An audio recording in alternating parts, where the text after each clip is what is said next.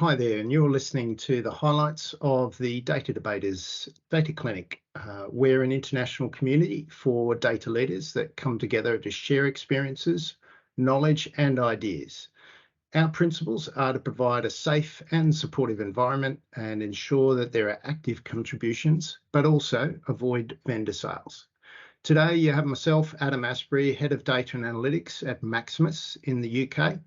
And we've got Liz Henderson, Executive Advisor at Capgemini and Data Queen from the UK to share highlights from our April clinic. Hi, Liz. Hi, everybody. Hi, Adam. So, Liz, our topic was about pitching data governance to gain buy-in. Can you provide us a bit of a brief overview of what the topic was about? Yeah, sure. I mean, data governance is something that we all need in all organisations to make sure we're doing the right thing. But the challenge is, how do you get the buy-in? How do you get the funding? And actually, what is data governance worth to the organisation? Really challenging questions to answer. So, thought we would explore the topic a little bit more. Yeah, it was really evident from the discussion. It was a hot topic, but also there was often confusion in organisations about exactly what data governance is. And what do you see the definition of data governance, Liz? Yeah, absolutely. A lot of challenges around data is, what is it? And I often start with any level setting when I have any organisational discussion, because people think data governance is everything, or is it just a small part? So for me, you have data governance and data management. It's like two cogs. They can't work independently. They have to work together to achieve success with data for an organisation. You've got the data management, which is all about the how. It's the components, the data quality, the master data management, the glossary, the catalogue, it's your metadata management. But your data governance is what enables those to be successful. So it's your roles and responsibilities, your policies, your data governance committee, those guardrails for operating between to make sure you're doing the right things. And I summarise that in 3 Ps: the people, the policies, and the principles that people can understand easily. So is data trusted? Is data shared? Or data is shared, data is trusted. So it's those kind of easy things for everybody to understand, act upon, and know where the organisation wants to go. It's ultimately an enabler. It's not the data police, which causes a lot of concern. It needs to be considered as an enabler to help people achieve what they want to achieve. Yeah, there seemed to be quite a broad agreement across the Data Clinic members that they'd struggled to gain agreement for data governance initiatives. And one of the things you mentioned about gaining buy-in for data governance was talking with leaders about what they care about in their terms rather than in data terms. Can you expand on this? Yeah, sure, because at the end of the day, everybody knows data is important, or most organisations and senior leadership know data is important. But do they really care? I'm sure they care at some point, but what they care about more than anything else is increasing revenue, reducing risk, and creating operational efficiencies, because that's what the business runs on, that's how the business operates, that's how the shareholders understand whether the business is operating effectively. Data just happens to be an enabler to make those things happen. So do you really want to go to your board and say, I need support and funding for data governance? You're going to get a lot of blank looks. You might get some interested part. Well, what does that mean? But what you should be thinking about is, what is the problem you want to solve? For example, logistics. When your logistics director says, oh, we can't load all our lorries with the stock. We've got too much stock for all the lorries. They don't think it's a data issue.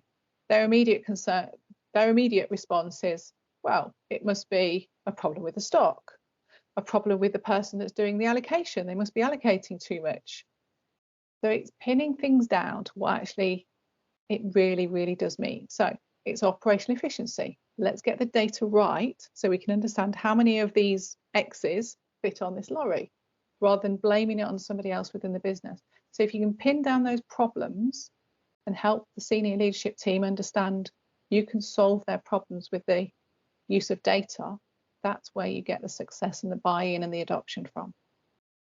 Yeah, I really liked how you frame this as sometimes being engaged in data and often on the technical side of things. We can often resort to explaining things from a data perspective rather than from our stakeholders' perspective. And I think it was really evident from the discussion that was really useful. We discussed approaches to gaining that hook with stakeholders as well. What do you think were kind of some of the key points that the discussion covered? So it's things about starting small. You can go and ask your board or your directors for, I want £3 million to fund my data activities for the next year. But actually, they want to see success. So it's better off asking them for a small amount of money to solve a small problem, but that problem has impact. So take the logistics activity. Maybe our customers are not able to buy what they want to from the stores because we're not able to get the stock to the stores because it doesn't fit on the lorry. So that small problem has a big impact on our customer base and keeping our customers happy. So you can get a little bit of funding. I'm going to solve this problem and demonstrate value. I always look at it as the ripples of a pond. You throw a pebble into the pond and you get that first ripple and it ripples out. What is that first ripple that you can start small on with medium effort, that you can demonstrate success with impact in a few months, say 3, 4, 5 months. And that starts to help with the, oh, that's exciting. You've achieved that. Oh, what can you do next? And if you can demonstrate value, that's when you start to get more interest, the adoption, the buy-in, the pull from other people to say, oh, can we get involved? Or I've got this problem. Can you help me solve that? That's where I think your success comes from. And then there's the challenge of what is data governance? Because you never hear an organization saying, why do we need corporate governance? That is never a term or a phrase that you'll ever hear in an organization. Everybody understands corporate governance. It's just needed. But so is data governance. So should we start to be considering that data governance is part of corporate governance? It's ultimately running the organization, yet it's focused on data. So maybe challenge the organization with where data governance and corporate governance meet. What's the crossover? And can we utilize them both to achieve results? Don't know on that one, but it's something worth throwing out there. You know, looking at the shift between the sort of positive reinforcers or the carrots, like increasing revenue, reducing cost, versus the stick or avoiding the negatives, things like risk, failure to meet regulations and fines. And it was evident from the discussion that it depends on where the focus of the organisation is at any particular year. So it could be on revenue generation or it could be on regulation. And so it's really about trying to tie in those themes, I think, with what you're trying to do from a data governance perspective. Yeah, absolutely. I've worked in an organisation where we went to the board with a funding request. We thought we were going to, bit of a slam dunk, GDPR, no problem at all. We want to meet GDPR so we don't get fined. We're going to get this. Actually, the board sent us packing. They were not interested because they thought it was being managed. They were willing to take a risk. The company will remain completely nameless for that reason. But we didn't get there with that. We didn't achieve success. We went back again the following week with another request for a different approach. Again, got sent packing. It was the third time we went back and we did it on something completely different that we wouldn't have considered. It was done on fraud. Again, risk the business. Yeah. But fraud was the box that they wanted ticking to be able to achieve that funding for data. So you've got to be kind of very cognizant of what the business needs to do, where it needs to go, and what's that important thing, what's that button you need to press with your senior stakeholders to get that funding. And it's not always going to be the first time you achieve that, but persistent and determination will get you there eventually.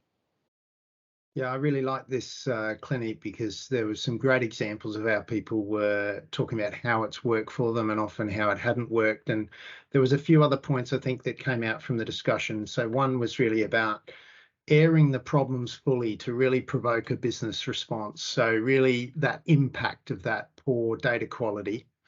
There was one about tying data governance to the development of the data products. So they're not, data management and data governance aren't seen as being separate things, you're actually tying them together rather than separate. And also considering the ESG angle as well, so the environmental aspects with societal benefits, well-being and health. It was certainly a positive and quite a robust discussion. Absolutely, I really enjoyed it. And the fact that you're tying governance and management together for the data products goes back to my first explanation of its cogs. They work together. Absolutely. So yeah, great discussion, great team of people. Really, really great. Thank you. So overall, a really enlightening and compelling topic for this group, sparked a lot of engagement. Thank you, Liz, for both leading the conversation in the session, but also sharing your thought leadership. Thanks, Adam. It's been a great experience. Great. So that rounds up our highlights for the clinic. If you're interested in joining the community, please search for the Data Debaters Data Clinic or search for myself, Adam Asprey, on LinkedIn and sign up to register. Thanks very much.